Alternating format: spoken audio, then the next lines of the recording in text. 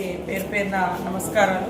ఈరోజు భారీ నుంచి అతి భారీ వర్షము మంగపేట ఇటు నాగారం అటువైపు ఇప్పటికే కురుస్తున్న సందర్భంగా ప్రతి ఒక్కరు కూడా మరి నియోజకవర్గంలో ప్రజలు కానీ అటు మహబాద్ కానీ ఇటు రాష్ట్రంలో ఉన్నటువంటి ప్రతి ఒక్కరు భారీ వర్షాలు ఎక్కడున్నా అధికారులు అప్రమత్తంగా ఉండాలి.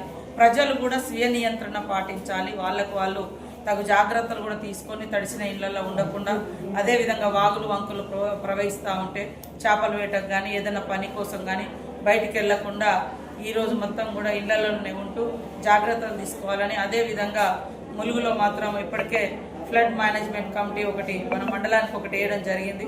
గత కొన్ని రోజులుగా అప్రమత్తంగా ఉంటున్నారు.